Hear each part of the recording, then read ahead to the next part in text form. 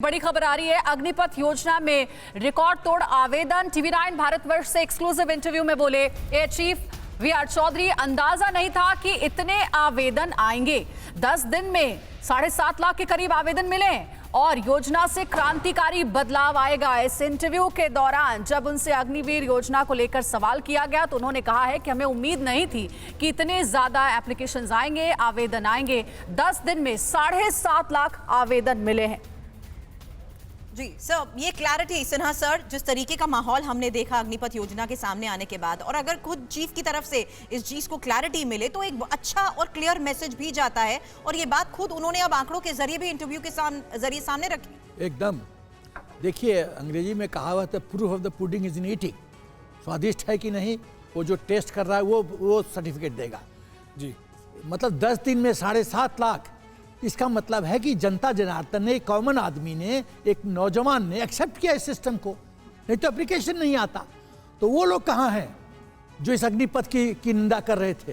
कहाँ छुपे हुए हैं? क्यों नहीं अब बोलते? एयर चीफ के इस कमेंट पे बोल नहीं सकते क्योंकि आर्म्ड फोर्सेस ने 2 से 2.5 साल ज़्यादा लगा के हर एक बिंदुओं पे चिंतन करके, मंथन करके ये फैसला किया है राष्ट्रीय हित में।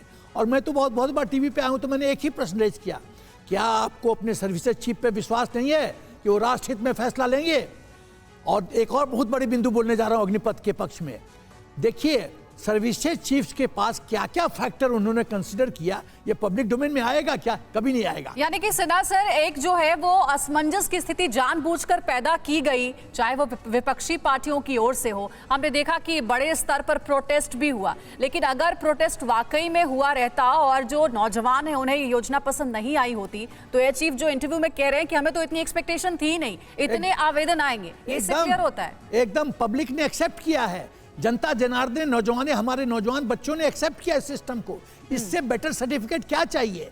खाली पॉलिटिकल पॉइंट स्कोर करने के लिए मोदी जी कह दें कि सूर्योदय होता है मतलब ईस्ट में, तो उसमें भी कष्ट हो जाएगा पॉलिटिकल पार्टी को। जनरल सिन्हा, ये नंबर्स अगर हम देखें, और वो सरप्राइज मुझे पूरे हेडक्वार्टर में भी दिख रहा था कि 7.5 लाख आवेदन केवल 10 दिन में।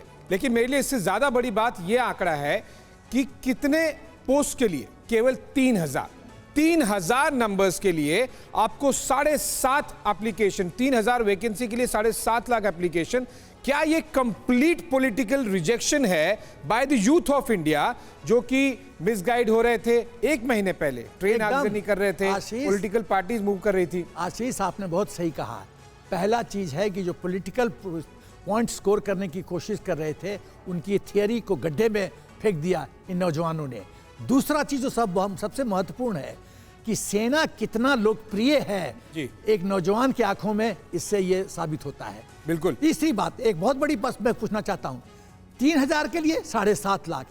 एक खाली लोग उत्तर दें हमें, ऐसा कौन सा देश में सर्विस मतलब ऑर्गेनाइजेशन है जो अनट्रेंड नौजवान को 40,000 देने के लिए तैयार है? बता दे मुझे। इस सवाल ही नहीं उठता। और सैलरी अपनी जगह पर, जब आपको एलओसी और एलओसी पे, हम में से यहाँ पे अधिकतर लोग जो आपको टीवी स्क्रीन पे दिखाई दे रहे हैं, हमने एलओसी और एलओसी को एक्सपीरियंस किया है, देखा है। ऐसे अनट्रेंड तरीके से आप वहाँ पे भेज नहीं सकते। एवीएम तिवारी जी, अगर एयरफोर्स क्या ही, जो कि तीनों सर्विसेज में almost least number of vacancy होगी अग्निपथ के पॉइंट ऑफ व्यू, आर्मी और नेवी में तो इससे ज़्यादा ही इससे ज़्यादा ही होने के अनुमान है, तो वहाँ पर ये आंकड़ा एप्लीकेशंस का अग्निपथ स्कीम के तहत बहुत ज्यादा जाएगा, वो तो मिलियंस में चले जाएगा।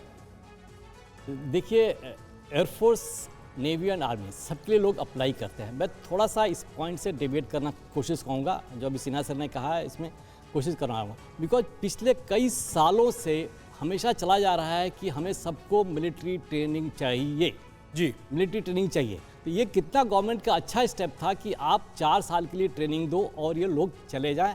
एट द सेम टाइम फौज का एफिशिएंसी कम नहीं होगी, बिकॉज फौज हैज ऑलरेडी प्लान कि इन लोगों को कैसे एब्जॉर्ब करना है, कैसे यूटिलाइज करना है। लेकिन 3 चीफ अगर आके एक साथ में जॉइंट अनाउंसमेंट करें, ये तो उसी से मैं तुलना नहीं करना चाहूंगा, लेकिन उसमें मुझे साइन दिखाई देता है कि 3 चीफ अगर आपको आके अनाउंस करें तो आप डाउट करें उनके अनाउंसमेंट को, उनके थिंकिंग प्रोसेस को, उनकी डिसीजन मेकिंग पावर को। समथिंग सिमिलर टू जो बालाकोट के समय और सर्जिकल स्ट्राइक के समय भी क्वेश्चन किया गया था। ये पॉलिटिक्स इसमें खेलना अग्निपथ जैसे स्कीम पर, ये आपने कैसे देखा और अब इस पॉलिटिकल मिथ को बर्स्ट होते हुए कैसे देख रहे हैं? देखिए, जहाँ तक Indian army, Indian navy, air force का, इन्होंने टाइम अगेन प्रूफ किया है कि हम कैपेबल हैं। आज तक किसी लोगों ने, किसी पब्लिक ने इनके अगेंस्ट कभी भी 1948 हो, 62 हो, 65 हो, 71 हो, कारगिल हो, डिफरेंट परिस्थितियों में कब से रेस्ट्रिक्शन के बावजूद भी कि हम बॉर्डर नहीं क्रॉस करेंगे फिर भी अटैक करेंगे, every time Indian arm forces ने परफॉर्म किया है।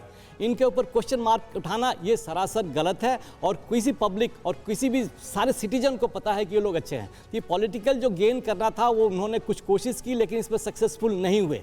एयरफोर्स का वो टेकन इनिशिएटिव सबसे पहले लॉन्च किया और सब कुछ सक्सेसफुल हो गए। आई एम श्योर आर्मी भी सक्सेसफुल होगी। इस माध्यम से हम क्या आगे का सक्सेस कर पाएंगे कि हमारी कितनी जनता हमारे लिए बिल्कुल तिवारी सर।